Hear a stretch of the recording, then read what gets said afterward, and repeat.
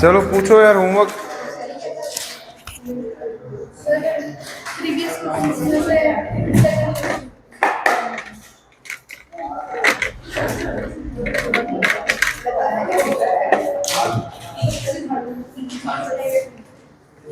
एक आप मॉड्यूल लेकर आए, फिर एक मॉड्यूल मेरे को दे दो। क्या डिस्कस करना था? प्रीवियस ईयर एक्सरसाइज 1 होगी हमारी है? नहीं बेटा, एटॉमिक स्ट्रक्चर। हाँ, सिर्फ जेई मेंस करना है क्या इधर? एक्सरसाइज 2 बोले थे, किया किसी ने एक्सरसाइज 2? चेक करो वो एक्सरसाइज 2 में क्या डाउट्स है, में क्या क्वेश्चन है? 54 से सॉरी 40। अच्छा ठीक है, 44 से 50 बताओ पहले। और तो घड़ी नहीं है, तारीख तो गई 15।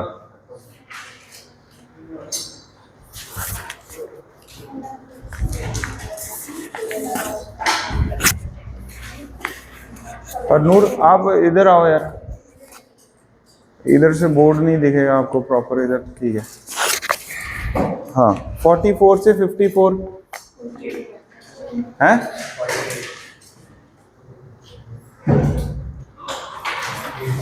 48 ओके, और बस 51 से 55 52 बस 53। चलो अब 48 देखो बेटा, और कोई है डाउट? 54 तक इधर मार्क किया करना यार, डाउट इधर मार्क करना है हमेशा, इधर नहीं ढूंढने कभी भी। वो अटकल है। 48 उस तक रीड करो बेटा, 48th क्वेश्चन। ठीक है, मतलब ओरिजिन पर है न्यूक्लियस, ठीक है आगे। If the probability of finding an s orbital electron in a tiny volume assume x equal to 8, y equal to 0, equal to z is 10 raised to the power minus 5.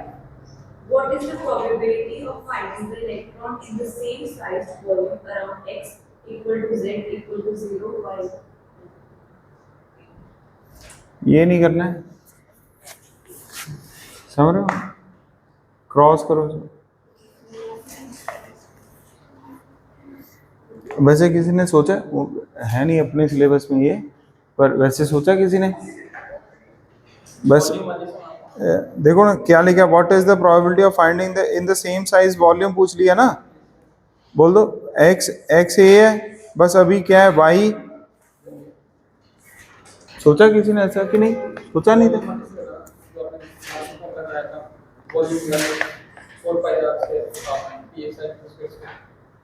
4 पाई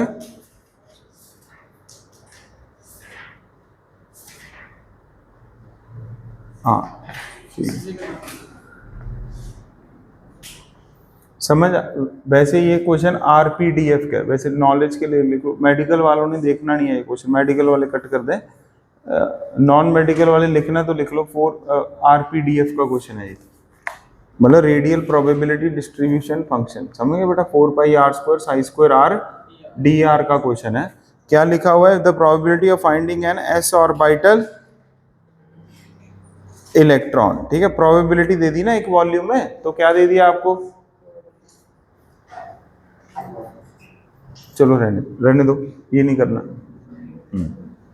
52 पढ़ो। नहीं पढ़ना नहीं, मतलब डाउट किसका है? हाँ जी, ये किया नहीं था क्लास में? दूसरा क्वेश्चन यही तो किया, मतलब अरे इस तरह का क्वेश्चन किया, नॉट लाइक दैट। 52 में बेटा, अच्छा अप्रोच क्या थी इसकी?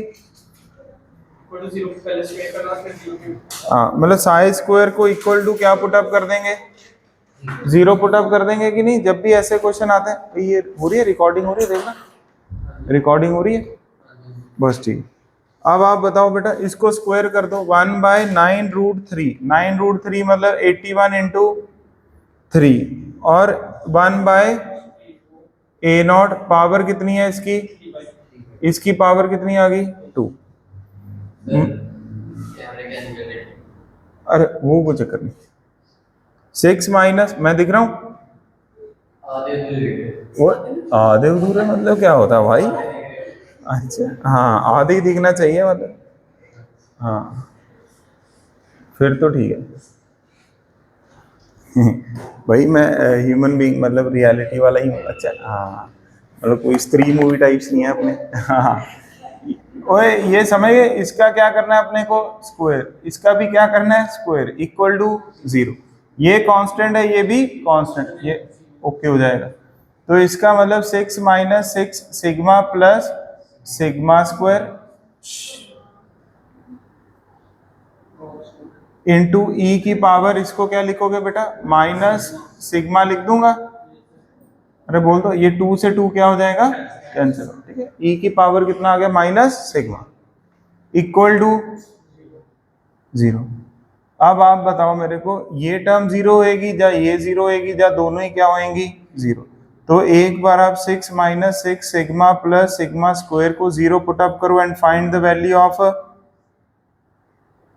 सिग्मा। क्वाड्रेटिक को सॉल्व करके हमेशा कितनी वैल्यूज आती हैं, 2 वैल्यूज। एक बार आप e की पावर माइनस सिग्मा को 0 पुटअप करोगे तो e की पावर सिग्मा क्या हो गया बेटा 0। इसका मतलब sigma must be equal to infinity. क्या ये पॉइंट समझ आ गया यहाँ तक? अरे बोल दो, सिग्मा कितना दिया हुआ है बेटा इन्होंने, 2r/3 इसको किसके इक्वल करना है, इन्फिनिटी के। ना तो 2 इन्फिनिटी होएगा, ना एटॉमिक नंबर, ना a0, सिर्फ कौन इन्फिनिटी होएगा, r। इससे तो r की वैल्यू क्या आ रही है बेटा, इनफाइनाइट। क्या हम इसको कंसिडर करते हैं नोड में कि नहीं करते, नहीं करते। तो इस वाली इक्वेशन को तो सॉल्व करके कोई भी नोड नहीं है। बस इसको सॉल्व करो, अब करो फटाफट इस क्वाड्रेटिक को सॉल्व, और मेरे को सिग्मा 1 और सिग्मा 2 बताएं बेटा सारे बच्चे।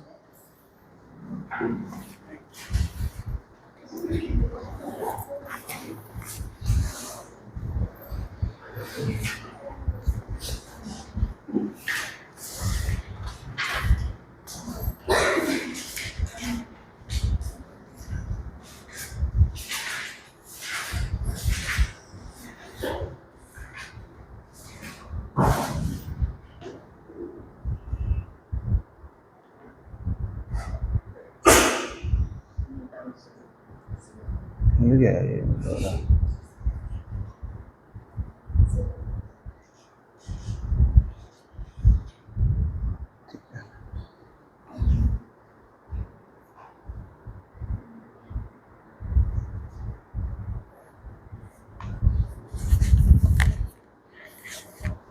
बताओ क्या आएगा आंसर। ये क्वाड्रेटिक सिंपल क्वाड्रेटिक है ना, 2 and 3 टाइप रूट्स आएंगे ना, 2 and 3 क्या क्या आ रहे हैं, 3 प्लस और एक 3 माइनस √3, ये 2 रूट्स आ गए इसके, समझ गए, सिग्मा 1 एंड सिग्मा 2। कोई डाउट?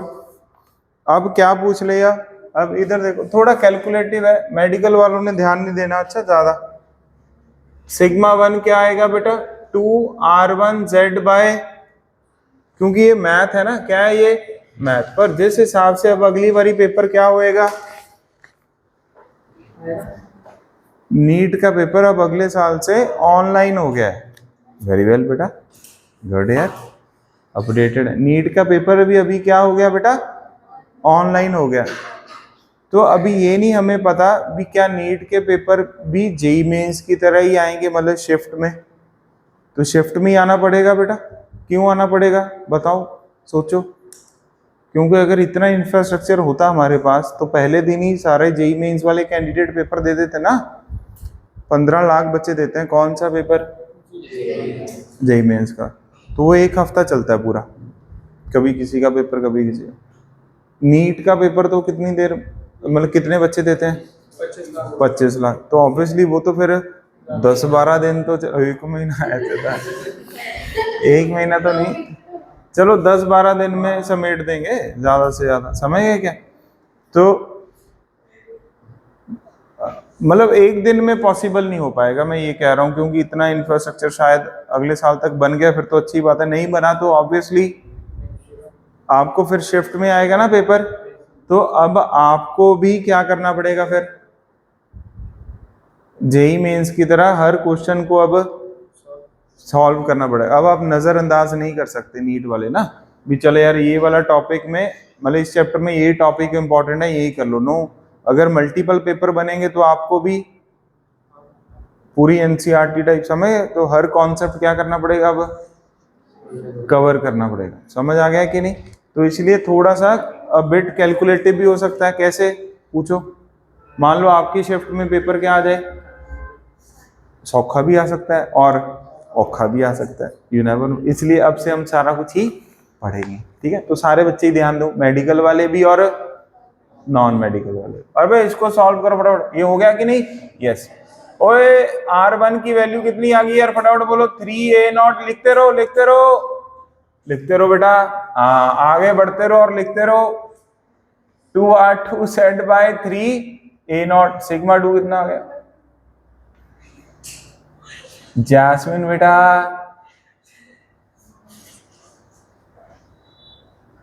अब R1 माइनस R2 ढूंढना है ना, ओए बोल दो। R1 माइनस R2 क्या होगा? 3A0 by 2Z, 3A0 by 2Z, sigma 1 minus 3A0 by 2Z, sigma 2। 3A0 by 2Z क्या आ गया बेटा? कॉमन। तो सिग्मा 1 माइनस सिग्मा 2 क्या आ गया हमारा? आंसर आ गया कि नहीं? अब इन दोनों को क्या कर दो? माइनस कर दो। क्या कर दो? माइनस। जब आप इन दोनों को माइनस करोगे तो 2√3 आ जाएगा आंसर। क्या आ जाएगा बेटा? 2√3, ठीक है। 2 से 2 भी क्या हो गया है? कैंसिल हो गया। A0 bye Z। हे भगवान, ये कोई आंसर होना चाहिए है, डी। इतनी कैलकुलेशन के बाद तो ऐसा कहना बनता है ना। लिख दो बेटा। ओए अब से आप सुन लो, जब भी मैं बोर्ड पर सॉल्व करूं सिर्फ डिस्कशन वाला पार्ट, तो आपने पैरेलली, हाँ जब क्लास में पहली बार कोई कॉन्सेप्ट सीख रहे हैं जैसे नॉर्मल क्लास है, उसमें मैं आपको बोल ही देता हूँ भी पहले सुनो फिर समझो लिखो ये, पर सोल्यूशन टाइम जब डिस्कशन कर रहे हैं तो आपको, क्योंकि हमने कॉन्सेप्ट तो ओए बोलना भी है।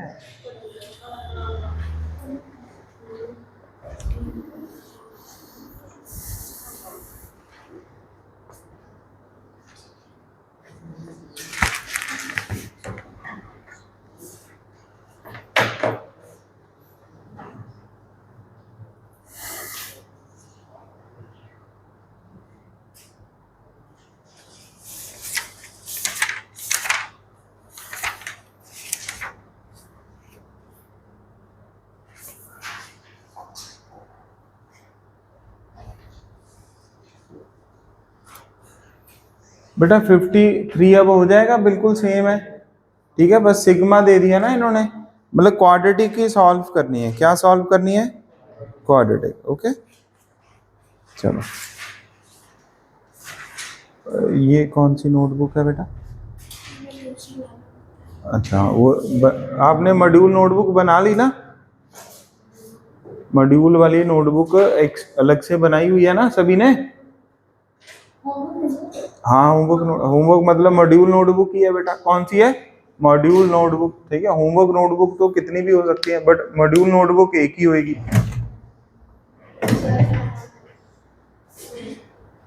इसको भी स्विंग पे करो ना यार। कहाँ है रिमोट?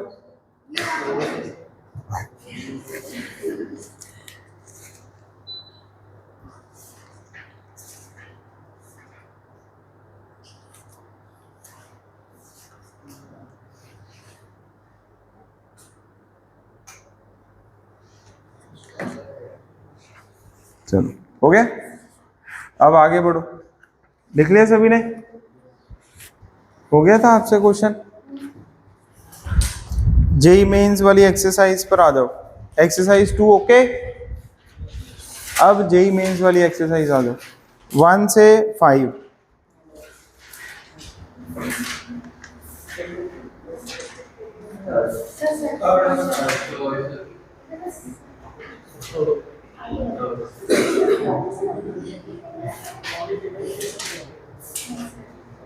लिख लिया? सॉरी है, लिख लोगे ना खुद ही? चलो अभी थर्ड क्वेश्चन देखो, चलो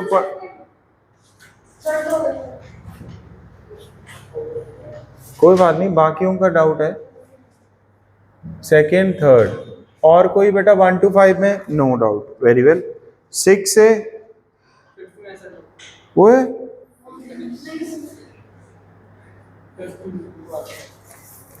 6 से 9, 10 to 13,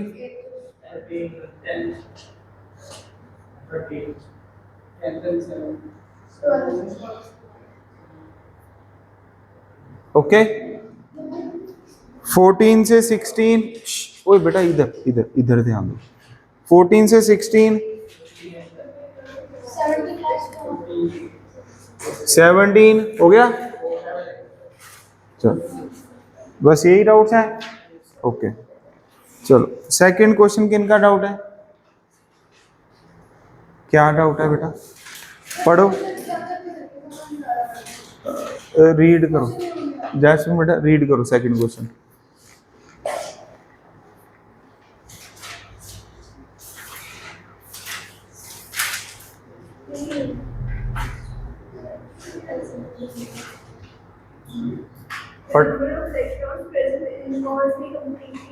फिल्ड सब शेल्स। अब आप ये बताओ क्या फाइंड आउट करना है? Number of electrons. किस में बेटा? सब शेल में करने। किस में? जिनके लिए n की वैल्यू क्या है और s की वैल्यू क्या है? Plus half. किन से हो गया पहले तो ये बताओ क्वेश्चन। ले डाउट उसने पूछा, हुआ किसी से नहीं। नहीं मैं कह रहा हूं किसी ने किया ये क्वेश्चन? किन्होंने किया बेटा? हैंड रेज करो। और किन का आंसर मैच कर गया? हाँ बस यही तो पूछ रहा हूं मैं आपसे, होमवर्क नहीं किया मतलब पहला क्वेश्चन? ओए करना है यार, ओके। चलो ये फटाफट सोल्यूशन लिखो बेटा। देखो नंबर ऑफ इलेक्ट्रॉन्स, इसका मतलब ये है भी आपको पहले तो हर कौन से शेल के सारे सब शेल बनाने हैं? 4 के। 4 में कौन से लिखते जाओ। 4 में कौन से सब शेल आएंगे बेटा? 4s, 4p, 4d, 4f। ये कह रहे हैं भी फोर्थ शेल के सारे सब शेल को अब पूरा भर दो। पहले तो सारे सब शेल लिख दिए, अब सभी को पूरा भर दो। s को भरोगे बेटा तो कितने इलेक्ट्रॉन आएंगे? 2। p को भरोगे तो कितने इलेक्ट्रॉन आते हैं? 6। ऐसी d को भरोगे बेटा 10 इलेक्ट्रॉन, f को भरोगे तो 14 इलेक्ट्रॉन। यहां तक समझ आ गया? अब ये वो कह रहा है भी n इक्वल टू 4 में जितने भी सब शेल है और उनके लिए जिनके s की वैल्यू क्या है? Plus half. अब आप बताओ 4s में कितने इलेक्ट्रॉन मिलेंगे आपको जिनके लिए s की वैल्यू प्लस हाफ होएगी? मतलब जितने हैं उसका हाफ मिलेगा कि नहीं यार? इसमें कितने मिलेंगे गाइस? 3। इसमें 7। तो टोटल कितने हो गए? 16। या फिर आप ये भी कह सकते हो आगे से, शॉर्टकट क्या है इसका? टोटल इलेक्ट्रॉन्स ढूंढ लिए, कितने होते हैं? 2n²। कितने होते हैं? उसमें आधे होंगे प्लस हाफ और आधे क्या होंगे? Minus half. ऐसे भी कर सकते थे, ठीक है। पर ये पूरा डिटेल्ड है, यहां तक समझ आना चाहिए पहले। फटाफट लिखना है यार सोल्यूशन, ओके। इसमें नहीं है अभी, पहले समझो करो।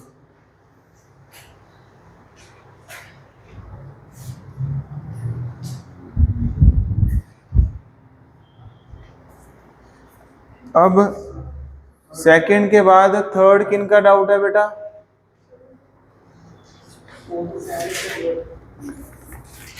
थर्ड बस बोलना नहीं है यार, वंशिका रीड करो। आपने नहीं किया होमवर्क? मतलब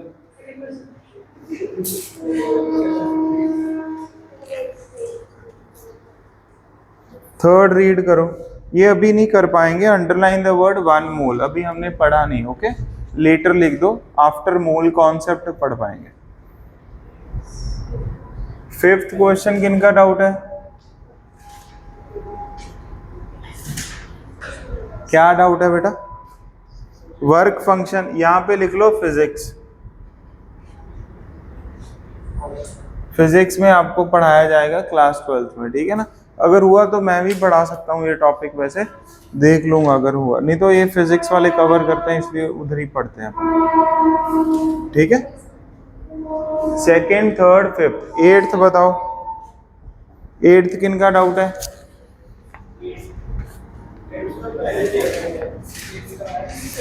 नहीं, एट्थ हो गया। किन का डाउट है? लिखा हुआ है ना इस पे। अच्छा बेटा, टिक को बोल दिया होगा किसी ने भी, हाँ डाउट है। टेंथ, 1 मोल आ गया ना, अंडरलाइन कर लो इसको, मोल कॉन्सेप्ट लिख लो, ये भी पढ़ लेंगे, 1 सेकंड में ही हो जाएगा। टेंथ वाला बस थर्ड चैप्टर के बाद कर लोगे, ठीक है, कोई इतनी बड़ी बात नहीं है। 13 किन का डाउट है? हाँ, क्या लिखा है? For emission line of atomic hydrogen Ni8 है और Nf क्या है बेटा? The plot of wave number against 1/n² will be Rydberg constant unit. इसमें क्या डाउट आ गया? बोलो।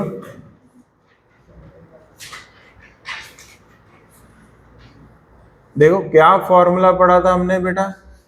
RH into Z² 1/n1² minus 1/n2²। सारे बच्चे अब NCERT पढ़े। क्या पढ़े? NCERT, ठीक है? थोड़ा देख कर आना है घर पर, मैं आपको बता रहा हूँ। लो अभी बता ही देता हूँ। एटॉमिक स्ट्रक्चर देखना, आपका माइनस का फर्क पड़ रहा होगा ना। ओए पहले ये क्वेश्चन देख लो क्या है बेटा। क्या लिखा हुआ है? कहां से आ रहा है इलेक्ट्रॉन? Emission spectrum. कौन सा स्पेक्ट्रम? एमिशन का मतलब क्या होता है? हायर शेल टू कि lower to higher? Higher shell से लोअर शेल आएगा, बोल दो। अब आप बताओ, बस इधर n1 और n2 की वैल्यू आपको क्या करनी है? ऑप्ट। एक 8 आएगी वैल्यू और एक क्या आएगी बेटा? n आ जाएगी। अब आपको खुद डिसाइड करना है बस। समझ आ गया कि नहीं? अच्छा, आपने ये पढ़ा नहीं इंटरसेप्ट वगैरह 10th तक? नो, अच्छा ग्राफ वगैरह नहीं किए ना अभी। फिजिक्स चलो मैं ही करा दूंगा ये भी। अच्छा मुझे लगा कहीं 10th में ग्राफ पढ़ लेते हैं, कोई दिक्कत नहीं है, बोलो। कोई दिक्कत नहीं है। वो हमने 2-3 पेजेस छोड़े थे ना एटॉमिक स्ट्रक्चर के, चलो अभी समझा ही देता हूँ, वहां पर लिखो सारे बच्चे।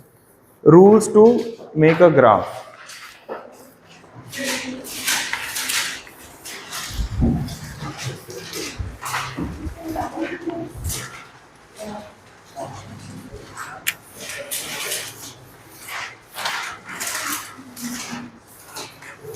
एनसीईआरटी देना।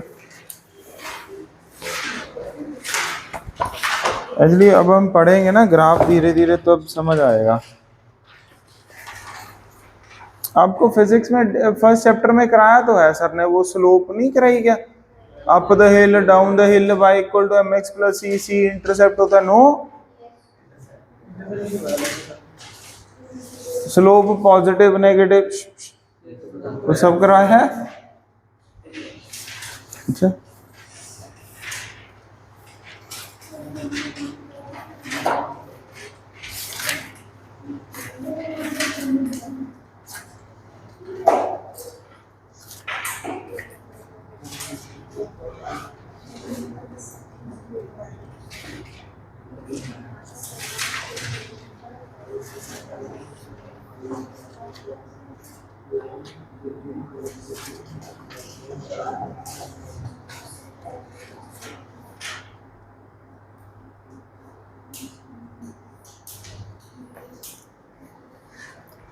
चलो मैं सर को भी बोल दूंगा, नहीं तो चलो वहां पे लिखो यार, rules to draw the graph.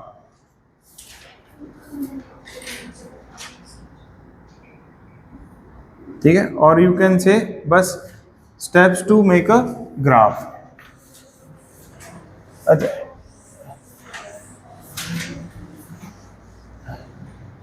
अब देखो बेटा, पहला बस बोलना नहीं है यार, पहला स्टेप होता है जैसे ग्राफ कौन से वेरिएबल्स में है, बोलो ग्राफ कौन से वेरिएबल में है। ठीक है, लिखते रहो, इसको हिंदी में भी लिखो यार, मतलब ग्राफ कौन से वेरिएबल में है लिखो।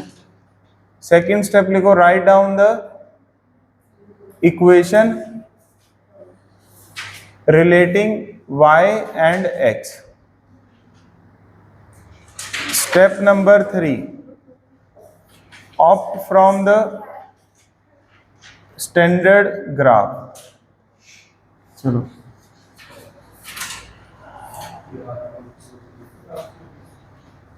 ग्राफ कौन से वेरिएबल्स में है,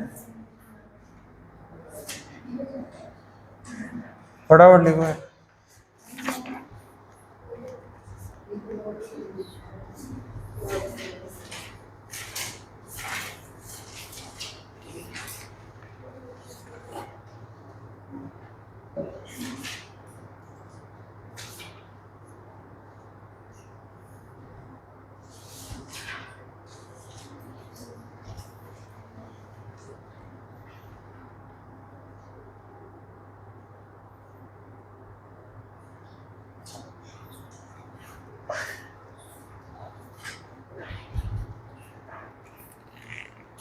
ओके, अब जैसे बेटा मान लो आपके पास ग्राफ आ जाए y equal to M x plus c, ये किस चीज का ग्राफ है पहले तो लिख लो, it is a straight line graph. कैसा ग्राफ है ये, बोलना है, it is a straight line graph. ठीक है, पहले ये लिख लिया 3 स्टेप्स, फिर अगला पॉइंट लिखो, it is a straight line graph. अब स्लोप जा तो क्या हो सकता, m क्या होता है बेटा, स्लोप, इट कैन बी इधर पॉजिटिव और it can be negative. Third point लिखो, जो c होता है इसको हम क्या बोलते हैं, y इंटरसेप्ट। क्या बोलते हैं, y इंटरसेप्ट। जैसे एग्जाम्पल y इक्वल टू बेटा 2x माइनस 3, तो इस वाले केस में आप बताओ स्लोप की वैल्यू क्या होएगी, जो x का क्या है कॉफिशिएंट, वो कितना बेटा 2, और इंटरसेप्ट और y इंटरसेप्ट बात क्या होती है सेम, वो कितना आएगा -3। c यहाँ पर नेगेटिव है ना, तो नेगेटिव मानो, पॉजिटिव है तो पॉजिटिव। पहले तो ये सिंपल चीजें क्या होनी चाहिए समझ। ओके,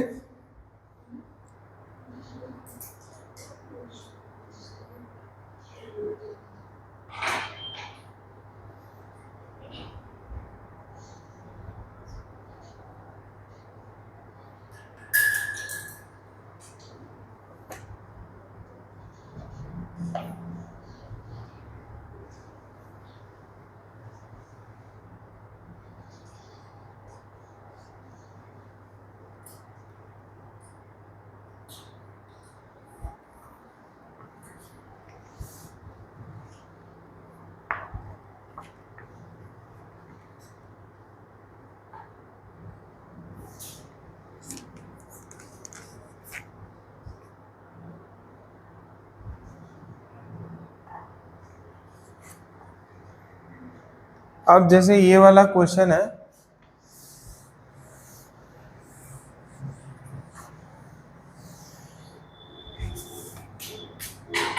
ठीक है, इतना लिख दिया आपने। ठीक है, पहले इसी को ही कंप्लीट करता है। एक अगला पॉइंट होता है बेटा ग्राफ का, आपको बहुत ज्यादा आएगा, x y equals to constant. बोलो x y is equals to constant. इसका जो फोटो बनता है उसको बोलते हैं हाइपरबोला। क्या बोलते हैं, हाँ, ये इस तरह का ग्राफ होता है, y और x वाई। केमिस्ट्री में ज्यादातर बस यही 2 ग्राफ आते हैं, एक y equal to M x plus c और एक x y equal to constant, बस। ठीक, कॉन्स्टेंट मतलब 3, 4 कुछ भी वैल्यू हो सकती है, -1 -2, कोई दिक्कत नहीं है। एक ये पॉइंट हो गया बेटा, एक वो पॉइंट हो गया।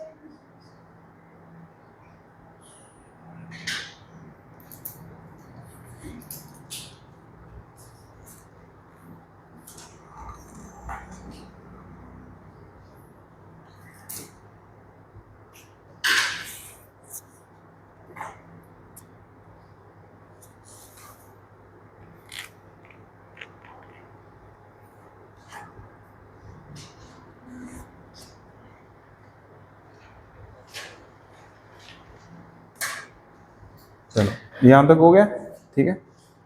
अच्छा 13 के बाद कौन सा क्वेश्चन था वैसे, डाउट? 15 है ना? यहाँ पर भी लिखो फिजिक्स, वो ये वही है कॉन्सेप्ट, ऐसा लिख लो 15 इज सिमिलर टू 5th।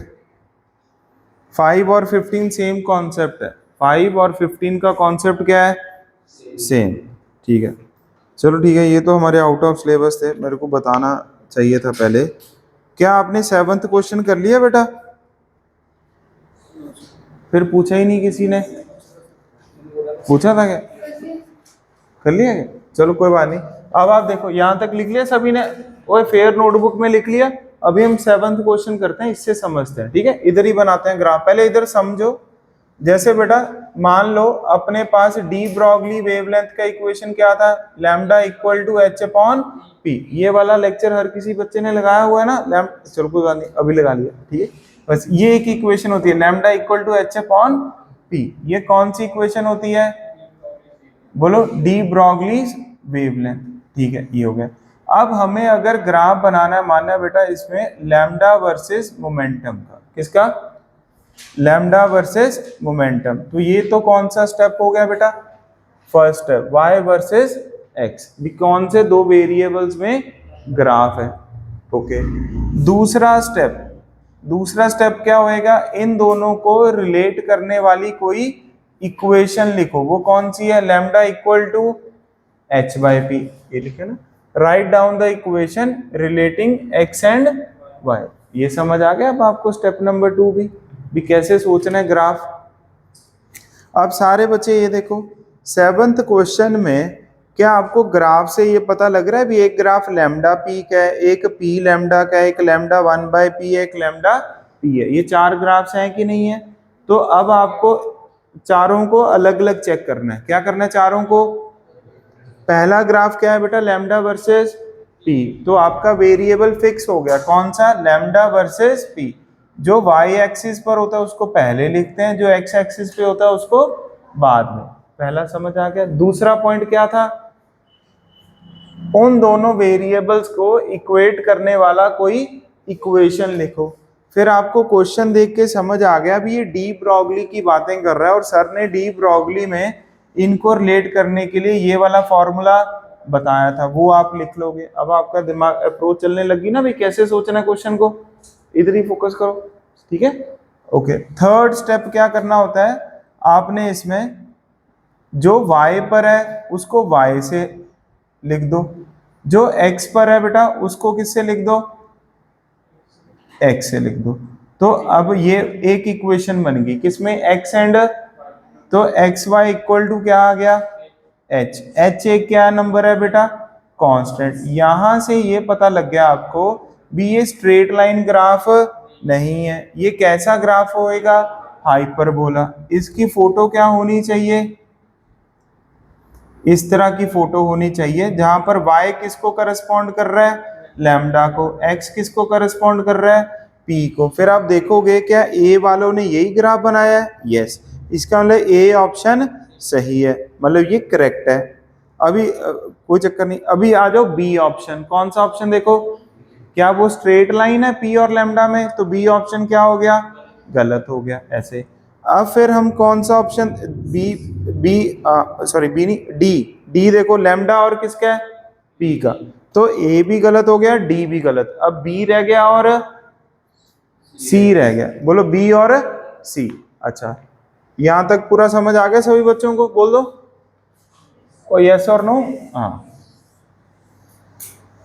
अब आप बताओ अब हम सी ऑप्शन चेक करेंगे बेटा। कौन सा ऑप्शन चेक करेंगे? सी। बस लिखना नहीं है, लिखना वहीं तक ही था। सी में y कौन है? लैम्डा। x कौन है? 1/p है। तो इसका मतलब ग्राफ इन दोनों वेरिएबल्स में, ये कौन सा स्टेप हो गया?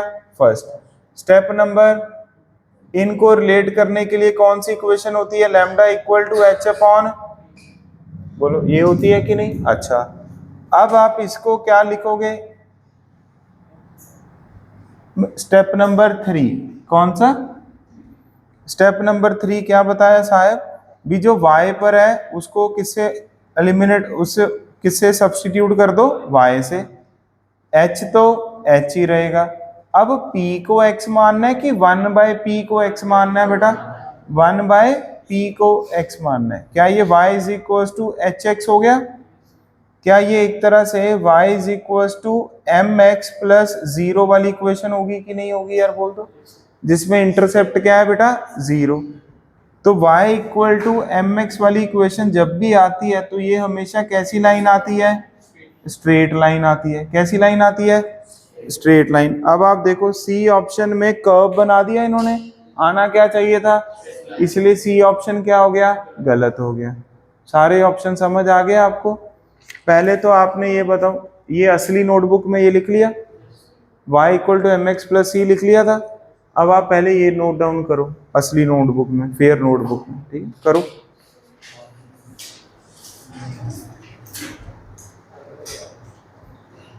क्वेश्चन बाद में, पहले अच्छा वो कर लिया।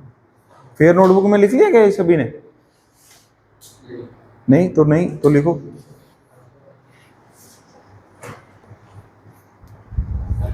जिन्होंने लिख लिया फिर वो क्वेश्चन नंबर 7 का सोल्यूशन अब लिख लें खुद ही अपनी लैंग्वेज में। भी सर ने समझा दिया ऐसे करके ऐसे है।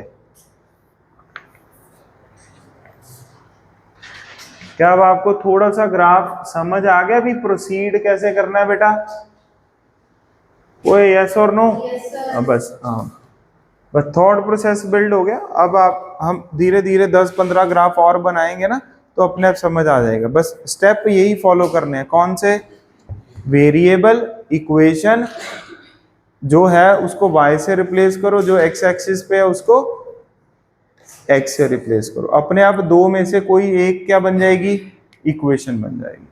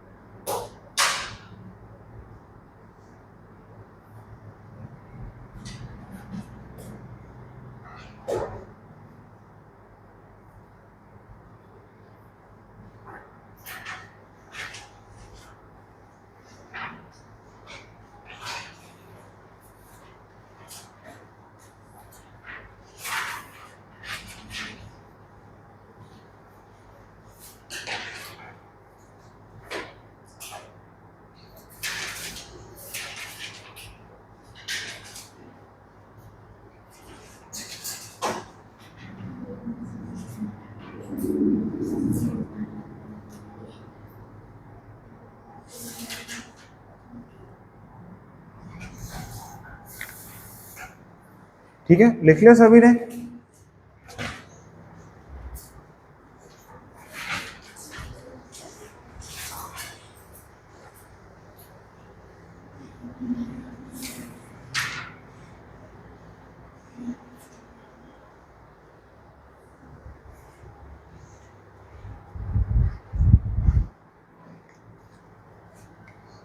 अब हम लास्ट क्वेश्चन करते हैं। कौन सा? 13। ठीक है, 13 करने से पहले, ठीक है, एनसीईआरटी आप लोगों ने किसी ने पढ़ी है एटॉमिक स्ट्रक्चर की? आज जाकर पढ़नी है। मैं पेज नंबर बता रहा हूँ, एक पेज पढ़ना जाके, ठीक है? तो लिखो पेज नंबर 44, 45,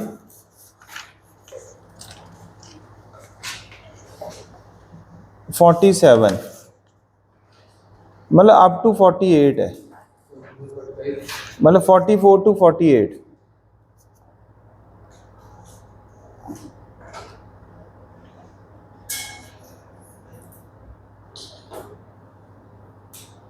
ठीक है, जो अभी हम क्वेश्चन करेंगे वो 48 पे लिखा हुआ है। किस पे लिखा हुआ है वो?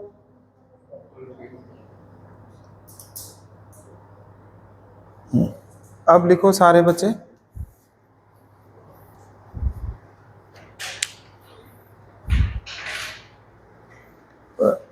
असली नोटबुक में 3-4 पेज ही छोड़े हुए थे ना, कितने भर गए उसमें? एक भर गए। उसी में अब अगला पॉइंट लिखो, ठीक है। मैंने क्या कहा था ना आपको भी, समटाइम्स कुछ इंपॉर्टेंट पॉइंट्स हम लिखेंगे यार, ठीक है।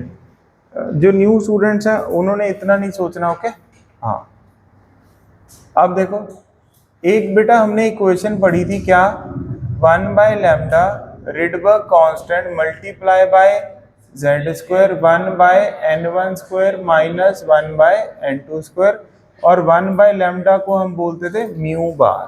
क्या बोलते थे? म्यू बार, ऐसे बोलते थे कि। अब एनसीईआरटी ने क्या कहा है वो सुनना आपने। एनसीईआरटी ने ये कह दिया, इन जर्नल हम म्यू बार को ऑलवेज क्या लिखेंगे, रिडबर्ग कांस्टेंट मल्टीप्लाई बाय जो भी कोई क्या है एटॉमिक नंबर 1/n इनिशियल का स्क्वायर माइनस 1/n फाइनल का स्क्वायर। अब ये डिपेंड करेगा भी कौन सा स्पेक्ट्रम है, बोलो कौन सा। अगर तो कौन सा स्पेक्ट्रम आ जाए, एब्जॉर्प्शन। कौन सा आ जाएगा बेटा? और एक बार कौन सा आ जाएगा? एमिशन। समझे? एक बार एब्जॉर्प्शन, एक बार एमिशन, ठीक है। एब्जॉर्प्शन में तो आप बताओ कौन सी वैल्यू ज्यादा हुई? एब्जॉर्ब मतलब नीचे से किधर जाएगा, ऊपर। इसका मतलब एन फाइनल की वैल्यू एन इनिशियल से ज्यादा। एमिशन मतलब फाइन ऊपर वाली वैल्यू क्या है? हाँ, समझ आ गया कि नहीं आ गया? ठीक है, ऐसे। तो इन जर्नल हमें कौन सा फॉर्मूला यूज करना है जब भी ग्राफ बनाना है? बोलो mu bar equal to R H into 1/n initial square minus 1/। ये कभी वैल्यू पॉजिटिव भी हो सकती है, कभी वैल्यू, सिर्फ ग्राफ के रिलेटेड बोलो, सिर्फ वो डिपेंड करेगा एब्जॉर्प्शन स्पेक्ट्रम है कि एमिशन स्पेक्ट्रम है। समझ आ गया कि नहीं? ये आंसर ये लिखा हुआ है यहाँ पर, तो हमने इस पे रिलेटेड सारे क्वेश्चन भी किए थे, बट मैं चाहता हूँ ये पेज आप घर पे जाके थोड़ा सा पढ़ो, ओके, ठीक है। अब हमें इसका ग्राफ बनाना है सारे बच्चे। अब 13th क्वेश्चन देखें। कौन सा क्वेश्चन? 13। चलो, ये लिख लिया आपने सभी ने? नहीं लिखा तो अभी इधर ही फोकस करो, चलो इधर ही फोकस करो। 13th क्वेश्चन पढ़ो सारे बच्चे फटाफट। क्या 13th में म्यू बार दिया हुआ है? और किसका ग्राफ पूछा? म्यू बार का। एन के साथ पूछा है कि नहीं? बोल दो। 1/n के साथ पूछा है ना, और 1/n स्क्वायर के साथ। वेरी वेल यार, एक्टिव है आप। 1/n स्क्वायर के साथ। और z क्या होएगा उस केस में?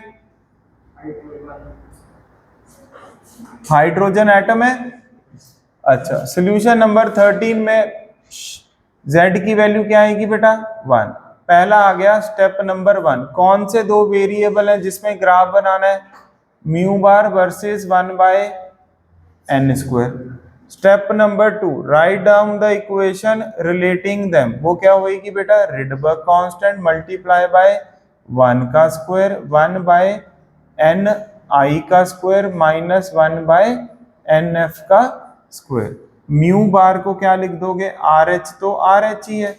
अब एन आई हमें दिया हुआ है बेटा कितना? 1/8 का स्क्वायर माइनस एन फाइनल कितना दे दिया? 1/n। ये हमारे पास इक्वेशन आ गई है। क्या आ गया? ये इक्वेशन। समझ आ गया कि नहीं? थर्ड स्टेप क्या बताया मैंने? जो भी कोई है y एक्सिस पर उसको किससे रिलेट कर दो? y से। ये तो अपने आप में क्या है बेटा? कांस्टेंट। ये भी अपने आप में क्या है?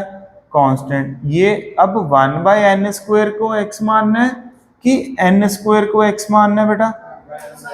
क्या यहाँ पे x लिख दूंगा ऐसे? अच्छा, अब इसको थोड़ा ब्रैकेट को ओपन अप करेंगे तो RH बाय क्या आ गया 64 माइनस RH इंटू क्या आ गया x। क्या ये वाली इक्वेशन एक तरह से y equal to some constant plus m x बन गई कि नहीं बन गई यार? वेयर बोलो, वेयर स्लोप की वैल्यू क्या है बेटा माइनस,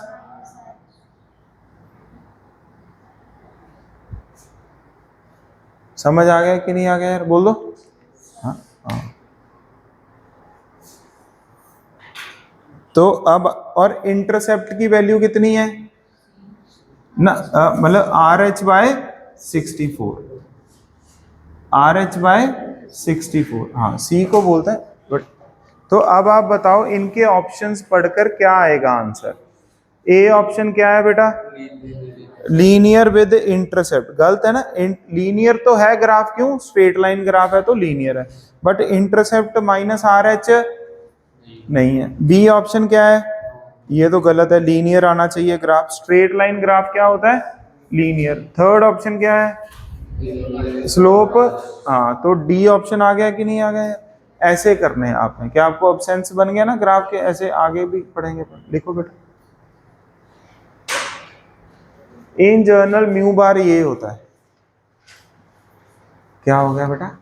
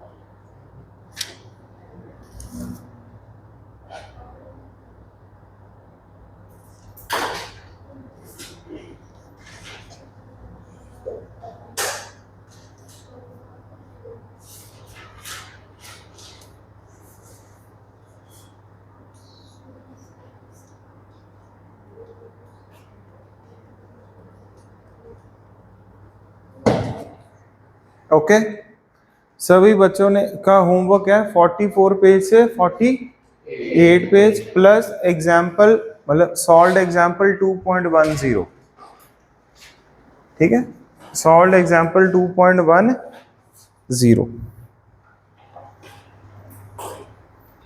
एनसीईआरटी ना थोड़ी थोड़ी, अब जितना हम इधर पढ़ लेते हैं ना घर पे जाके ट्राई करो उतने 2-3 पेजेस पढ़ो, एक आधा पेज, ताकि आपको लगे यार एनसीईआरटी भी हमने पढ़ ली है। ओके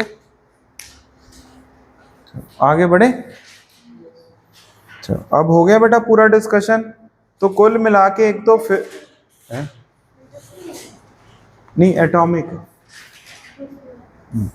बेटा, 5th क्वेश्चन फिजिक्स है, 15th क्वेश्चन भी फिजिक्स है, ठीक है, ये 2 क्वेश्चन फिजिक्स के हैं और एक 3rd क्वेश्चन रह गया था, एक 10th। ये हम जब मोल कॉन्सेप्ट कर लेंगे तब हो जाएगा। कॉन्सेप्चुअली उसमें कुछ सीखने को नहीं है, सिर्फ कैलकुलेटिव है वो, पर बेटर है जब हम वो सीख लेंगे। चलें आगे। गुड, चलो अच्छा मॉड्यूल सॉल्व किया आपने। अब इन टेक्स्ट एक्सरसाइज बेटा कौन सी थी? 2 पीरियोडिक प्रॉपर्टीज में दिया था होमवर्क कि नहीं दिया था? है नो नहीं दिया मैंने। क्या लिखा था बेटा? दिखाओ क्या दिया था होमवर्क, मेरे को भी नहीं लगता मैंने दिया है। केमिस्ट्री, हाँ ये, हाँ फिर बोल देखो तो सही क्या लिखा है, एक्सरसाइज 2 और जेई मेंस एटॉमिक स्ट्रक्चर की है वो। हाँ कोई नहीं, चल कोई बात नहीं, आपने कर लिया होमवर्क। क्योंकि मेरे को इसने रात को 1:30 बजे रिमाइंड करवाया है, तो मैंने सुबह देखा ना। भाई ने, मैं तो सो रहा, मैं तो सुबह ही देखा। पहले तो मैंने देखा भी ये क्या है? ना मैं सो गया, मैं तो सो जाता हूँ 11 बजे तक, मतलब मोस्ट लाइकली 10:30-11 बजे तक सो जाता हूँ। एक्चुअली अपनी नींद क्या है ना, घर में जो छोटा बेबी अभी 1.5 साल का है उस पर डिपेंड करता है वो कितने बजे सो रहा है, समझ रहे क्या? जैसे ही वो सो रहा है अपन तुरंत सो जाते हैं, भाई ये उठ जाएगा फिर उठना पड़ेगा, ये फिर वो पढ़ने भी नहीं देगा और पढ़ाने भी नहीं देगा। वो नवंबर में है। हाँ अभी तो घूमने गया हुआ है, मतलब अपने ग्रैंड पेरेंट्स के साथ सिर्फ। हाँ नहीं ऐसा नहीं है।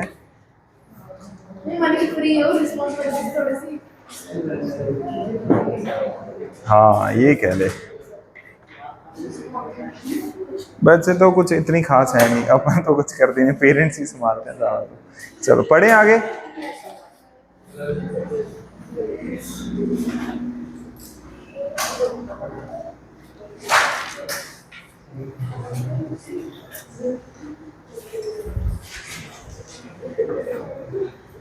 हम इधर सेलिब्रेट ही कर लेंगे ना। हाँ आप लोगों ने नोट्स लिखे कि नहीं लिखे? किन्होंने लिख लिए? अच्छा ठीक है मतलब काफी बच्चों ने लिख लिए नोट्स, कोई बात नहीं।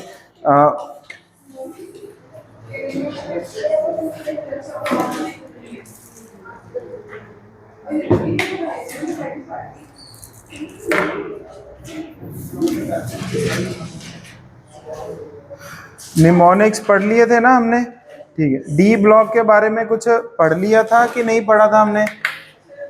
नो। एस ब्लॉक और पी ब्लॉक तो हमने कवर कर लिया। रिप्रेजेंटेटिव एलिमेंट्स किनको बोलते हैं? S and P block, very well यार, ठीक है। चलो अभी हम आगे बढ़ते हैं, डी ब्लॉक लिखते हैं। क्या लिखते हैं? मतलब आप लोगों ने लिख लिया डी ब्लॉक, मैं पढ़ा देता हूँ ना, मैंने पढ़ाया नहीं।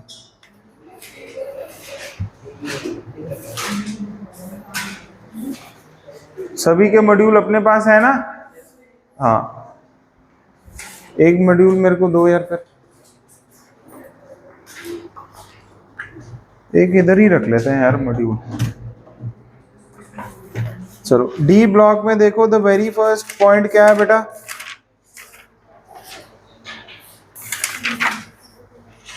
आज हमें ये खत्म करना है डी ब्लॉक वगैरह। क्या लिखा हुआ है डी ब्लॉक में? देखो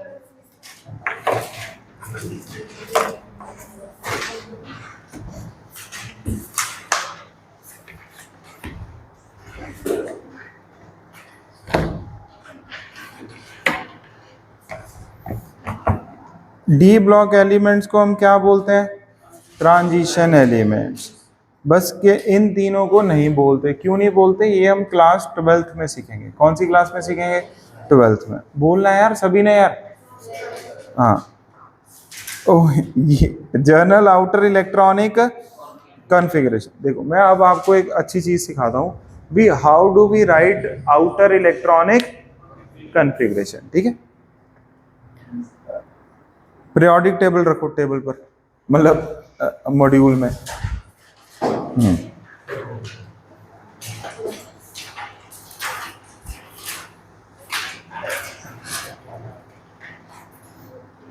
ठीक है, इस पॉइंट पर मैंने काफ़ी टाइम स्पेंड किया है भी, हम जर्नल आउटर इलेक्ट्रॉनिक कॉन्फ़िगरेशन को कैसे लिखें, ठीक है। काफ़ी टाइम, मतलब 1-2 महीने तक दिमाग में रहा मेरे भी यार, ये बनी कैसे होएगी, ठीक है। तो ऐसे तो चैट जीपीटी एक्चुअली पिछले साल ही आई ना, उससे पहले टाइम लग गया, 2021-22 में सोचा मैंने। अब देखो जैसे मान लो मेरे को सल्फर का आउटर इलेक्ट्रॉनिक कॉन्फ़िगरेशन लिखना है, ठीक है ना, कोई भी एलिमेंट का क्या लिखना है, आउटर इलेक्ट्रॉनिक, ठीक है, पी ब्लॉक वालों का लिखना है, किनका लिखना है, पी ब्लॉक का, या फिर मान लो सल्फर का ही लिखना है, किसका लिखना है, सल्फर का आउटर इलेक्ट्रॉनिक कॉन्फ़िगरेशन क्या है बेटा, ये लिखा हुआ है, ये पढ़ो क्या है, 3s2 3p4, ये है कि नहीं है, ठीक है सर। 3s2 3p4 कैसे बोल दिया, क्योंकि थर्ड पीरियड में जाओ तो आपको 3s दिखना है और क्या दिखना है, 3p दिखना है, ठीक है। पर अगर मैं मान लो क्रोमियम का इलेक्ट्रॉनिक कॉन्फ़िगरेशन लिखूं, क्या लिखूं, तो सर इसमें तो फोर्थ पीरियड आ रहा है, तो सिर्फ 4 वाले नहीं आने चाहिए थे, मतलब 4s 4p 4d, बट इसमें तो आउटर में साथ में कौन आ रहे हैं, 3d आ रहे हैं, समझ रहे हो। मैं ये कह रहा हूँ भी जैसे मैग्नीशियम है, इसके आउटर में सिर्फ और सिर्फ कौन आ रहा है बेटा, ये थर्ड पीरियड है तो 3 वाले दिखेंगे, कोई 2 वाला आपको इसमें नहीं दिखेगा। ऐसे क्लोरीन में आपको सिर्फ 3 वाले दिखेंगे, कोई 2 वाला नहीं दिखेगा। But in case of copper आपको फोर्थ पीरियड में 4 वाला तो ठीक है दिख रहा है, बट 3 वाला भी साथ में क्या हो रहा है, दिख रहा है ना, तो ऐसा क्यों।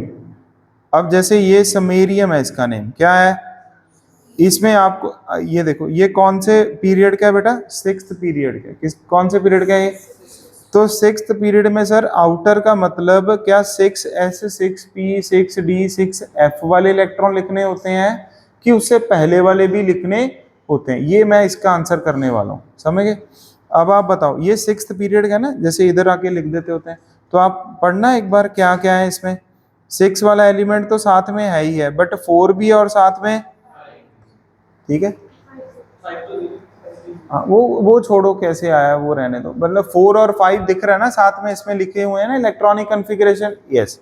तो पहले तो हमें ये पता लग गया भी एनसीईआरटी का ये जो पीरियोडिक टेबल है उसमें हर एलिमेंट के नीचे जो भी क्या लिखी हुई है, इलेक्ट्रॉनिक कॉन्फ़िगरेशन, ये कौन सी इलेक्ट्रॉनिक कॉन्फ़िगरेशन है, आउटर इलेक्ट्रॉनिक कॉन्फ़िगरेशन है। पहले तो ये समझ आ गया पहला पॉइंट। दूसरा, इसको लिखने का मेथड क्या होता है, जैसे मान लो बेटा क्लोरीन को लिखना है, किसको लिखना है, क्लोरीन से पहले कौन सी नोबल गैस आ रही है, नियॉन आ रही है कि नहीं, कौन आ रही है, बस नियॉन तक मत लिखो, नियॉन के बाद जो भी कोई क्या आ रहे हैं, इलेक्ट्रॉन, क्या आ रहे हैं, इलेक्ट्रॉन। कहने का मतलब जैसे अगर मैं नियॉन लिखूंगा तो नियॉन क्या लिखता, 1s2 2s2 2p6, क्लोरीन क्या लिखता, 3s2 3p5, क्या लिखता, 3p5, ये क्लोरीन तक लिख दिया मैंने, यस। अब क्लोरीन में आप देखो भी कहां तक नोबल गैस की कॉन्फ़िगरेशन है, यहां तक क्या बन रही है, एक नोबल गैस की कॉन्फ़िगरेशन, इसको कट कर दो, बाकी जो रह गई उसको क्या बोल दिया, आउटर इलेक्ट्रॉनिक कॉन्फ़िगरेशन, क्या बोल दिया बोलो। क्या ये पॉइंट समझ आ गया कि नहीं आ गया। और नहीं तो सिंपलिसिटी के लिए हम क्या बोलते हैं, देखो एस ब्लॉक वालों के लिए और किन के लिए बेटा, पी ब्लॉक वालों के लिए, एस ब्लॉक और पी ब्लॉक वालों के लिए जो पीरियड नंबर है, जो क्या है, पीरियड नंबर, बस उतना ही लिखना है। एस ब्लॉक के लिए 0 से मतलब 1 से 2, बोलो एस की वैल्यू या तो 1 होएगी या एस की वैल्यू 2। पी वालों के लिए NS2 NP1 2 6। डी वालों के लिए क्या होता है, ये जो एस है ये जा तो 1 होएगा बेटा, जा क्या होता है ये हमेशा 2, ठीक है। आगे जाके पढ़ेंगे 12th क्लास में, कभी कभी एस क्या हो जाएगा यहाँ पर 0 भी हो जाएगा, वो अभी क्या एक्सेप्शन है उसको रहने दो। मतलब एक तो एस वाले लिखने हैं, साथ में इससे पहले वाले कौन से लिखने हैं, डी। डी कहाँ से कहाँ, 1 से 10। फिर कौन से आते हैं बेटा, एफ ब्लॉक। एफ ब्लॉक में एक तो एस वाले इलेक्ट्रॉन लिखने हैं, एक N-1 डी वाले लिखने हैं, एक N-2 एफ वाले, ये 3 ऐसे लिखने हैं। क्लियर हो गया। आउटर इलेक्ट्रॉनिक कॉन्फ़िगरेशन जब भी एस वालों का लिखोगे तो या तो NS1 आएगा, या पी वालों का NS2 NP में वेरी करेगा, 1 2 3 4 5 6। डी वालों के लिए साथ में आपको N-1 डी भी लिखना जरूरी है। एफ वालों के लिए N-2F, N-1D, NS। जैसे अभी दोबारा सुनो, ये कौन से ब्लॉक एलिमेंट है बेटा? फटाफट बोलो यार, कौन सा ब्लॉक एलिमेंट है ये? D block. कौन से पीरियड का है?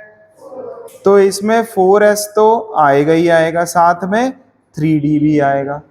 ये कौन से एलिमेंट है, कौन से ब्लॉक का? डी ब्लॉक का। डी ब्लॉक के एलिमेंट कौन से पीरियड का है? तो इसमें 5s तो आएगा ही आएगा, साथ में 4d आएगा। समझ आ गया कि नहीं? अब जैसे ये आ गया प्लैटिनम, क्या आ गया बेटा? ये कौन से ब्लॉक का एलिमेंट है? डी ब्लॉक का। कौन से पीरियड का है? तो इसमें 6s तो आएगा ही आएगा, साथ में N-1D वाला भी आएगा। ये इसकी आउटर इलेक्ट्रॉनिक कॉन्फ़िगरेशन। तो D वालों के लिए D भी होता है और S भी आता है, समझ? अब सिमिलरली ये कौन से ब्लॉक एलिमेंट है बेटा? F block. कौन सा ब्लॉक? E तो होता ही नहीं हुआ है, कौन सा block? F block. Clear? F block वालों के लिए एक S आएगा, एक D आएगा, एक F आएगा। S कौन सा आएगा? कौन से पीरियड एलिमेंट होते हैं ये सारे 6th पीरियड हैं। तो 6s, 5d, 4f, ये तीनों का कॉम्बिनेशन ही क्या बताएगा? Outer electronic. सिमिलरली ये वाला देख लो, ठीक है ना? चलो ये गैडोलिनियम, बोलो क्या है ये? गैडोलिनियम। ये कौन से पीरियड एलिमेंट है? ये 6th पीरियड। तो इसमें 6s तो आएगा ही आएगा, 5d भी आएगा और साथ में 4f भी आएगा। कितने इलेक्ट्रॉन आएंगे वो बाद की बात है, बट आएंगे सिर्फ ये तीन का कॉम्बिनेशन। मतलब F ब्लॉक एलिमेंट के लिए बोलो कभी भी आउटर इलेक्ट्रॉनिक कॉन्फ़िगरेशन FDP नहीं हो सकती, कभी भी D और F नहीं हो सकती। F, D एंड S का ही क्या होएगा? कॉम्बिनेशन होएगा। और उस कॉम्बिनेशन में भी S की वैल्यू अगर 6 है तो D की वैल्यू 6 नहीं हो सकती, वो पक्का क्या होएगी? F की वैल्यू 4 ही होएगी। 5 और 6 मतलब क्या? NF, ND, NS। क्या ये F ब्लॉक एलिमेंट का इलेक्ट्रॉनिक कॉन्फ़िगरेशन आउटर वाला? बोलो नो। बोलो, बोल दो नो। क्यों? वो कौन सा है? N-2F, N-1D, NS। समझ आ गया कि नहीं आ गया? ये पॉइंट क्लियर हो गया आप सभी को यार? 7th पीरियड में अगर कोई F ब्लॉक एलिमेंट है तो S का कौन सा ऑर्बिटल आएगा? 7। D का, F का। क्या ये आपको समझ आ गया कि नहीं आ गया? बस ये कहने वाला हूं। ओके, अब हम इसको पॉइंट्स को जब लिखेंगे ना तो आपको समझ आएगा क्या लिख दिया अपन ने। ये वैसे हम 12th में समझाते हैं, पर बच्चा तब तक तो पता नहीं समझेगा कि नहीं, इसलिए मैंने सोचा इस साल से अभी समझा देते हैं। 1.5 साल पढ़ेंगे तो पल्ले, हाँ, पर अभी पढ़ जाएगा, ठीक है? इतनी कोई इसमें दिक्कत नहीं है। सेकंड पॉइंट पढ़ो बेटा, कौन सा ब्लॉक एलिमेंट है? तो इसका इलेक्ट्रॉनिक कॉन्फ़िगरेशन में S भी आता है और साथ में D भी आता है। क्या ये पॉइंट समझ आ गया? D वाला उतना ही आता है कि एक कम आएगा? एक कम आएगा। D में कितने इलेक्ट्रॉन होते हैं? 1 से 10 और S में 0 से 2। कोई डाउट? अच्छा, D ब्लॉक के सारे एलिमेंट्स क्या होते हैं? मेटल। लास्ट इलेक्ट्रॉन किस में भरते हैं? D सब शेल में। इनको कौन से मेटल बोलते हैं? कॉइन, जिनसे सिक्के बनते हैं। Copper, silver, gold. पहले गोल्ड के चलते थे, फिर सिल्वर के चलते थे, अभी किसके चलते हैं? कॉपर, और अभी निकल के भी बनते हैं। समझ आ गया कि नहीं? जो कॉइन्स बनाते हैं ना अपन पैसे वैसे, वो इससे। और इनको क्या बोलते हैं? Nobel metal. नोबल एलिमेंट और नोबल मेटल में जमीन आसमान का क्या है? फर्क। नोबल एलिमेंट ग्रुप 18 वाले हैं। नोबल मेटल मतलब जो कम रिएक्टिव है, दुनिया में बहुत ही कम रिएक्टिव है। जैसे गोल्ड की ज्वेलरी क्या है? रिएक्टिव है क्या? नो। ऐसा सुबह बाय की और शाम को खराब होगी? नो। बोलो नो। हाँ। सिल्वर तो चलो फिर भी रिएक्टिव है, बट उतना रिएक्टिव नहीं जितना बाकियों के कंपेयर। तो इनको क्या बोलते हैं? नोबल, बिकॉज ऑफ देयर लो। हाँ, इनका अभी क्या फाइंड आउट करना है हमें? Group number. पी वालों का ग्रुप नंबर कैसे फाइंड आउट किया था? सारे बच्चे नोटबुक चेक करें। पी ब्लॉक वालों का हमने कैसे चेक किया था? क्या रूल था? 10 प्लस समथिंग था कि नहीं? और वो समथिंग में कौन से इलेक्ट्रॉन थे, एस के और पी के, कौन से, आउटर मोस्ट वाले कि इनर मोस्ट वाले, आउटर मोस्ट वाले, समझेंगे।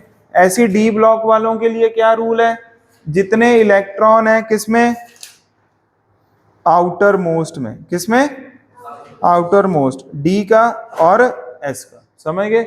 जैसे मान लो क्रोमियम, बोलो क्रोमियम की इलेक्ट्रॉनिक कॉन्फ़िगरेशन क्या होती है, 3d5, अब कभी तो बोल दो 3d5 4s1, ये इसकी आउटर मोस्ट क्या होगी इलेक्ट्रॉनिक, 5 + 1 कितना हो गया, तो क्रोमियम का ग्रुप नंबर कितना हो गया 6। मैंगनीज का इलेक्ट्रॉनिक कॉन्फ़िगरेशन लिखो, क्या लिखते थे, आर्गन 3d5 4s2, तो आउटर इलेक्ट्रॉनिक कॉन्फ़िगरेशन में एक तो s वाला आएगा, एक n-1 d वाला आएगा, तो 5 + 2 कितना हो गया बेटा 7। समझ आ गया कि नहीं आ गया। तो मैंगनीज का ग्रुप नंबर कितना है 7, देखो पीरियोडिक टेबल में 7 ही है।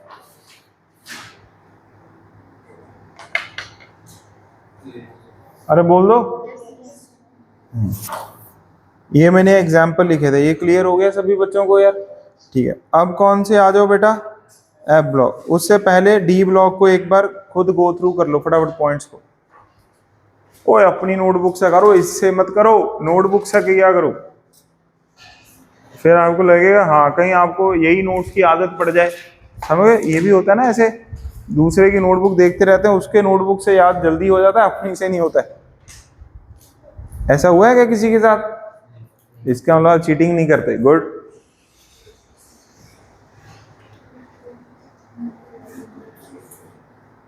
मेरे साथ ऐसे हो, मेरे को नोट्स बनाने में बड़ा आलस आता था ना।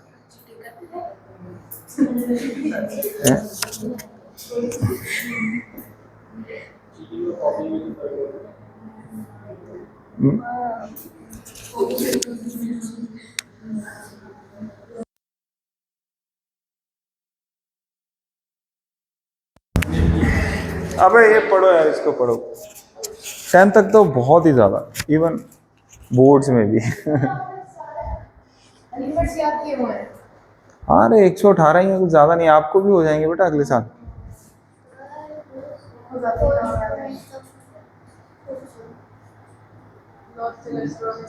Last electron is filled in D, हाँ हाँ, और क्या, लॉस्ट थोड़ा गुमा हुआ इलेक्ट्रॉन थोड़ा भर जाएगा इसमें। ओए यार कमाल है, पर हमारे स्कूल के टीचर बड़े अच्छे थे, उन्होंने नहीं कभी मेरे को कहा ऐसे।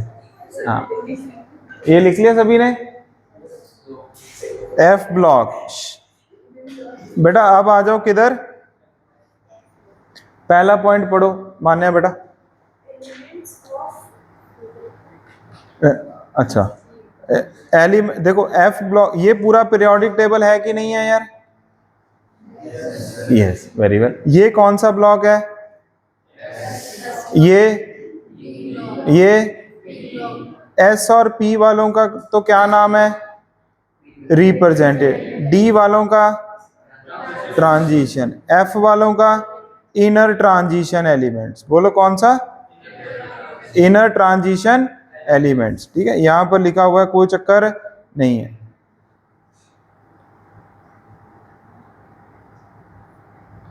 इनर ट्रांजिशन तो सभी के नेम होते हैं अपने, ठीक है। अब एफ ब्लॉक में आपको कितनी सीरीज दिख रही है बेटा नीचे? 2 सीरीज दिख रही हैं। एक सीरीज का नाम क्या है, दूसरी सीरीज का एक्टेनॉइड। अब पढ़ो पहला पॉइंट सारे बच्चे, हाँ तो आप ही पढ़ो ऊंची आवाज में। लैंथेनॉइड्स एंड एक्टेनॉइड, समझ आ गया, इसमें 2 सीरीज हैं। सेकंड पॉइंट पढ़ो। क्या ये पॉइंट समझ आ गया? एफ ब्लॉक वालों को क्या बोलते हैं, इनर ट्रांजिशन एलिमेंट्स। अगला पॉइंट पढ़ो। हाँ एफ वाले सब शेल में ही लास्ट इलेक्ट्रॉन क्या होएगा, भरा जाएगा, इसीलिए इनको क्या बोलते हैं, एफ ब्लॉक एलिमेंट। अगर एस में भरा जाता तो एस ब्लॉक, डी में भरा जाता तो डी ब्लॉक, पी में पी, ऐसे इनका डिस्टिंग्विशिंग कर दिया इन्होंने। ओके अगला पॉइंट, इलेक्ट्रॉनिक कॉन्फ़िगरेशन, वो क्या होगी, n-2 f, n-1 d, n s। समझ गए कि नहीं? आगे ये जो लेंथेनॉइड्स होते हैं बेटा, क्या होते हैं ये जो लेंथेनॉइड, इनका नाम है, जैसे ग्रुप 1 वालों का एल्कली है, ग्रुप 2 वालों का एल्कलाइन है। ग्रुप 17 वालों का हैलोजेंस है। क्या है? हैलोजेंस है। फ्लोरीन, क्लोरीन, ब्रोमीन, आयोडीन वालों का क्या है? हैलोजेंस। ऐसी लेंथेनॉइड वालों को क्या बोलते हैं? Rare earth metals. बोलो, रेयर अर्थ मेटल्स। हाँ जी बेटा, आगे। एक्टिनॉइड्स क्या होते हैं? रेडियो एक्टिव इन नेचर, ठीक है ना। यूरेनियम सुना है आपने? तो वो देखो, ये है यूरेनियम। वो किस में दिख रहा है आपको? एक्टिनॉइड में। इसलिए ये क्या है? ये सारे रेडियो एक्टिव इन नेचर। आगे बेटा। वेरी इंपॉर्टेंट पॉइंट, इसको स्टार मार्क करो, 10-15 स्टार बनाओ, मतलब इतने तो नहीं, 3 बना दो बस। कितने बना दो? 3। ये देखो, अब यहां पर आपने ये देखना है, ये ग्रुप नंबर है कि नहीं है बेटा? कौन सा? 3। क्या ये जो 3 में आ रहा है, कौन है ये? L A. क्या है ये? L A. इस पर आएंगे अभी। क्या ये स्टार 3 में दिख रहा है? और स्टार यहां पर आ गया कि नहीं आ गया? और डबल स्टार भी कौन से ग्रुप में दिख रहा है बेटा आपको? 3rd ग्रुप में दिख रहा है स्टार और डबल स्टार। इधर देखो हरनूर, बोलो। स्टार और डबल स्टार आपको ग्रुप नंबर 3 में दिख रहा है ना। और स्टार और डबल स्टार किसको करस्पॉन्ड कर रहे हैं? एफ ब्लॉक को। किसको? एफ ब्लॉक के जितने भी एलिमेंट्स हैं उन्होंने कौन से ग्रुप में डाल दिए पटक के? Group number 3। बस, ग्रुप नंबर 3। तो सारे एफ ब्लॉक वालों का ग्रुप नंबर फिक्स है। कितना? बट पीरियड कितने हैं? 2। एक 6th में रहते हैं, एक 7th में। 6th में कौन रहेगा? लेंथेनॉइड। 7th में कौन रहेगा? एक्टिनॉइड्स। कौन रहेगा? एक्टिनॉइड। समझ आ गया? पीरियड 2 है बट ग्रुप एक है। ग्रुप नंबर कौन सा? 3। Period number 6 and 7। लेंथेनॉइड किसमें? एक्टिनॉइड्स। ओके, आगे पढ़ो। Transuranium, elements like uranium, in period table, those elements having atomic number. Transuranium, बोलो। मतलब वो जो यूरेनियम के बाद आ रहे हैं। बोलो, वो जो यूरेनियम का एटॉमिक नंबर कितना है गाइस? 92 के बाद वाले जितने भी एलिमेंट्स हैं उन सभी का नाम रख दिया इन्होंने क्या? Trans uranium. एनसीईआरटी में ये लिखा हुआ है। आगे पढ़ो। खत्म। बोलो, खत्म हो गया। समझ आ गया कि नहीं? आगे सारे पॉइंट्स? अरे बोल दो। ठीक है, अब सबसे इंपॉर्टेंट पॉइंट लिखो। यहां पर पहले देखो, फिर मैं लिखवाता हूं। ये एल है बेटा, ये भी क्या है? एल। समझ आ गया क्या? क्या सर इनमें कोई कनेक्शन है? बोलो नो। बोलो नो। अगर ये बेटा, ये जो लिखे हुए हैं ये क्या है? एलिमेंट्स। क्या है? तो सारे बच्चे नोटबुक पे लिखो, लेंथेनम। क्या लिखो?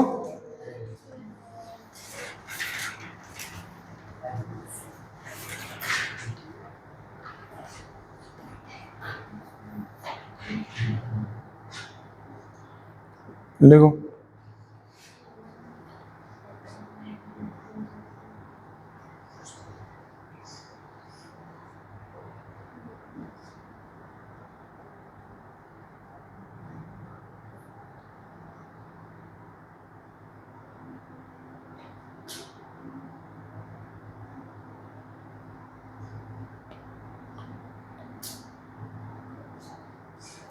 लिखो इसको। लेंथेनम एक एलिमेंट है और लेंथेनॉइड एक एक्टिनियम एक एलिमेंट है और एक्टिनॉइड एक सीरीज है। देखो,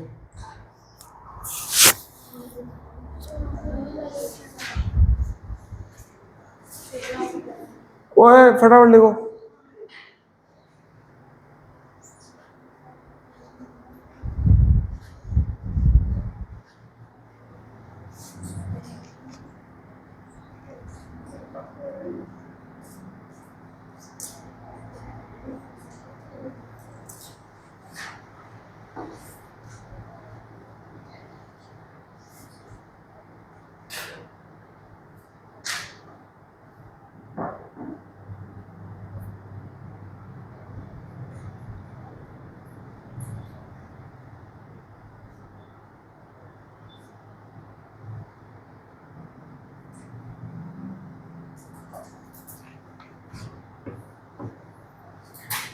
लिख लिया बेटा।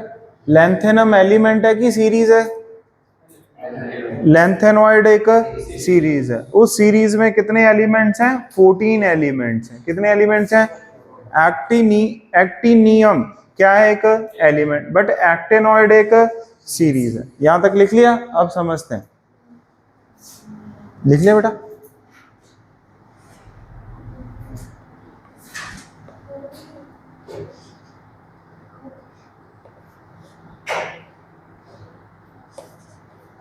ये देखो गाइस,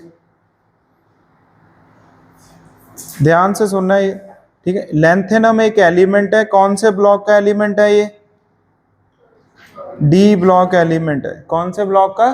डी ब्लॉक एलिमेंट है। एक्टिनियम एक क्या है? एलिमेंट। कौन से ब्लॉक का? डी ब्लॉक का, ठीक है बेटा। अब ये क्या है? एक सीरीज है। क्या है ये? सीरीज है। कितने एलिमेंट्स हैं इसमें? 14। इस सीरीज में भी 14। ऊपर वाली सीरीज का नाम लैंथेनॉइड है, नीचे वाली सीरीज का नाम एक्टेनॉइड है। क्या आपको ये मैंने 6-7 बार बोल दिया, अब आपको समझ आ गया ना? सीरीज कुछ है, एलिमेंट कुछ है। लैंथेनम एलिमेंट कौन से ब्लॉक का है? एफ का कि डी का? डी का। एक्टिनियम एलिमेंट कौन से ब्लॉक का है? डी का। समझ आ गया कि नहीं? कोई डाउट किसी बच्चे को? ओके हो गया? अब चलो, अब हम बेटा ये नेमिंग करेंगे। क्या करेंगे? नेमिंग, ठीक है। ये पूछा जाता है कभी ना कभी पेपर में, तो लिखो, हेडिंग लिखो, IUPAC नॉमेनक्लेचर। यूपीएससी नहीं होए, IUPAC, IUPAC।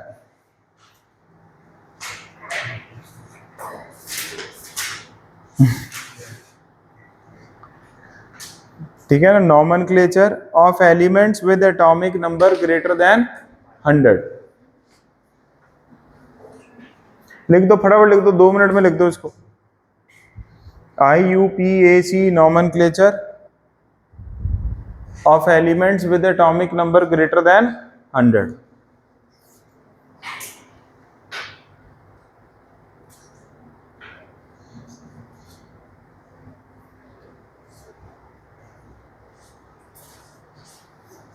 क्या लिखना है मैं बता देता हूं। पहले तो ये कुछ नहीं लिखना है, पहले सुनना है, ठीक है ना।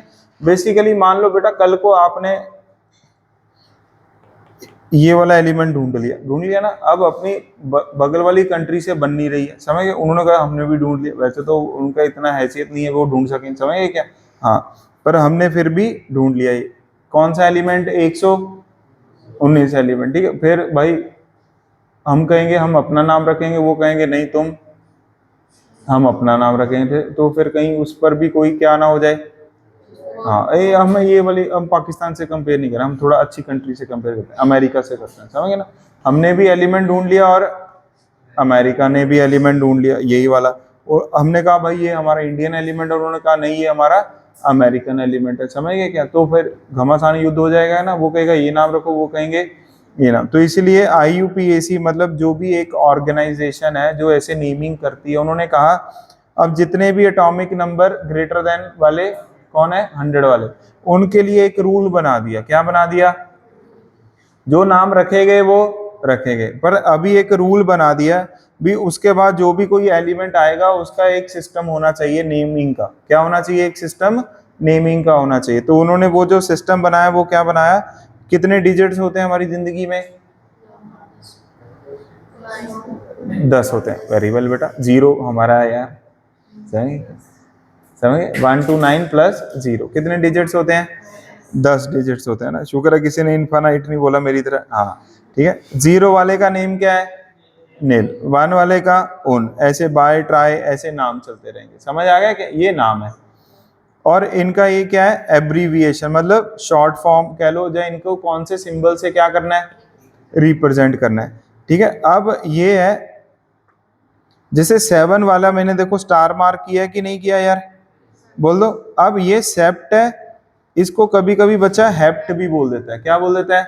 हेप्ट। क्या आपने हेक्सेन का नाम सुना है क्या? हेप्टेन का नाम सुना है ना? हेक्सेन का मतलब हेक्स हो गया कि नहीं हो गया यार? मतलब 6 कार्बन का सिस्टम। इसमें तो H आ गया किसमें? 6 कार्बन में। तो अब हम इसका नेम हेप्ट नहीं बोलेंगे, इसका नेम क्या बोलेंगे, सेप्ट बोलेंगे, हेप्ट नहीं बोलेंगे, क्या बोलेंगे, ताकि कोई लेटर भी ओवरलैप ना हो, कहीं एच ना ही पता लगे भी हेग्स है कि हेप्ट है। इसलिए ये कंफ्यूजन रखने के लिए आपको ये वाले नेम्स पर ही क्या करना है, फोकस करना है। पहला क्या है, नील, अगला अन्न बोल दो, उन्न बोल दो, bi, tri, quad, pent, hex, sept, oct, एन। ओके, ये समझ आ गया कि नहीं। तो एन ये पहला पहला जो भी क्या है लेटर, वही इसका क्या है, एब्रीविएशन। ये बात समझ आ गई कि नहीं आ गई, ठीक है। अब बेटा कैसे इनको क्या करना है, नेम। मान लो ये 101 एलिमेंट है, कौन सा एलिमेंट है, वन वाले का नेम क्या आ गया, जीरो वाले का, वन वाले का उन, प्लस क्या लगा दो, बस ईएम, एंड में ईएम लगा दो, साउथ इंडियन नेम ठीक है ना, एंड में ईएम। ओके, अब इसका सिंबल क्या बन जाएगा, पहला लेटर इसका, पहला लेटर इसका, पहला लेटर इसका, यू एन। 120 आया नहीं जिंदगी में, मान लो आ गया, तो इसका नेम क्या होएगा, उन, बाय, नील, ईएम, यूबीएन। समझ आ गया कि नहीं आ गया, कोई डाउट किसी बच्चे को। अब आपको जो भी अच्छा लगे आप अब आराम से बना सकते हो। 100 का नेम क्या होएगा, उन, नील, नील, ईएम। समझ गए क्या, मतलब यू एन एन, बोलो यू एन एन। कोई डाउट, मतलब ईएम का साइन सही कह रही है, वो कॉमन है ना सभी में इसलिए लगाया, मतलब वो रिडंडेंट हो गया, वी ऑब्वियस है, ठीक है ना। आपने कोल्ड एरा का नाम सुना है क्या, कोल्ड वॉर का नाम सुना, 1990s में चलती थी, किन के बीच में, ठंडी हवा वाली वॉर थी क्या ये, नो बेटा, कौन सी थी, हाँ अमेरिका और रशिया में जो वॉर होती थी उनको क्या बोलते थे, कोल्ड वॉर बोलते थे ना। हाँ, तो तभी ये डिराइव हुआ एक्चुअली, 104 एलिमेंट को लेके थोड़ी सी लड़ाई होगी। अमेरिका वाले कहते हैं ये इसका नेम क्या है, रदरफोर्डियम, ठीक है। ये रशिया वाले, इनके नेम थोड़े अजीब से ही होते हैं ना, ये कह रहे हैं हमारा नेम है। ओके, ये अगर तो एल होता तो ये कुलचा बन जाता, समझ गए क्या, पर ये आर है, क्या है ये, आर, तो कुर्चा टोबियम हो गया बेटा ये। ओके, हाँ, इन्होंने कहा ये नेम है, इन्होंने कहा ये नेम है, फिर आगे लड़ाई कैसे होगी, तो इसलिए लड़ाई बंद कर दी। इन्होंने कहा भी हम क्या बना लेते हैं, रूल बना लेते हैं, क्या बना लेते हैं, रूल। तो फटाफट लिख दो बेटा,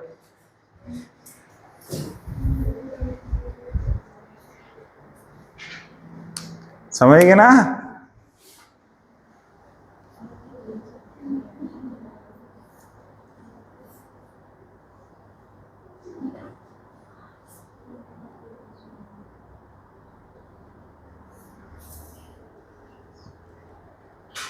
मॉड्यूल चाहिए, पकड़ लो।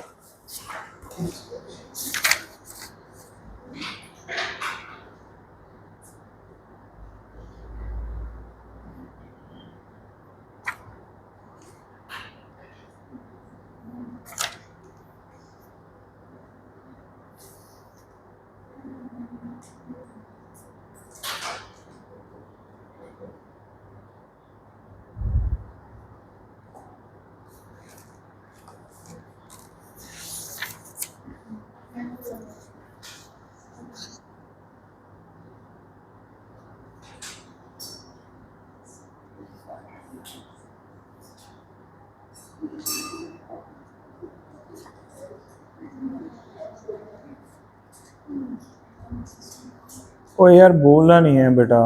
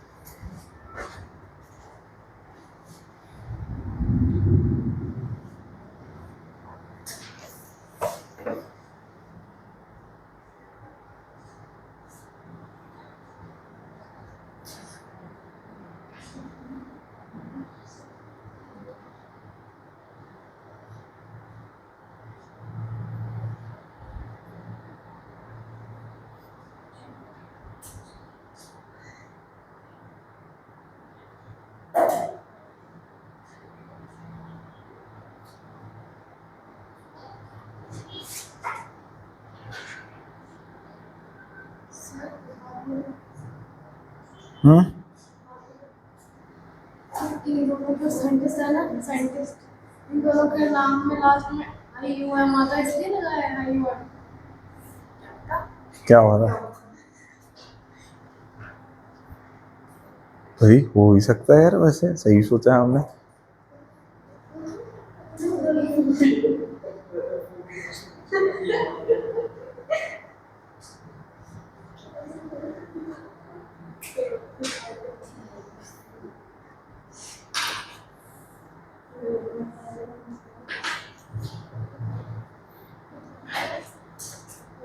बेटा पीरियोडिक टेबल में जो वो ब्रिक रेड वाले थे, ऑरेंज वाले कलर, वो कौन से थे? मेटलॉइड। मैंने बता दिया था ना आपको। तो अब आपको याद करना है, वो बस बता दिया तो क्या करना है?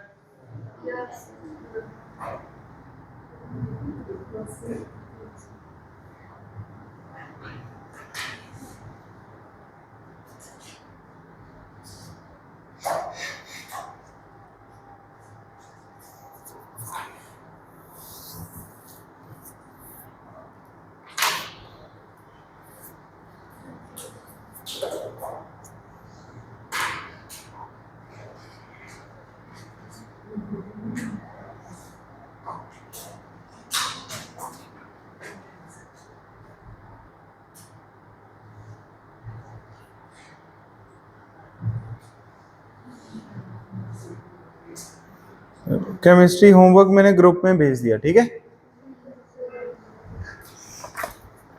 ये लो, नेम लिख लो ना इधर। ये किन क्या फिर? हाँ तभी मैं, वो नेम लिखो यार। मैं वही कह रहा हूँ, ये नेम लिख लो, मेरे को खुद नहीं पता लगता। ओके गाइस, चलो ठीक है। अब टेस्ट कब है? वेडनेसडे है, ठीक है। टेस्ट में क्या सिलेबस आएगा, क्लियर हो गया?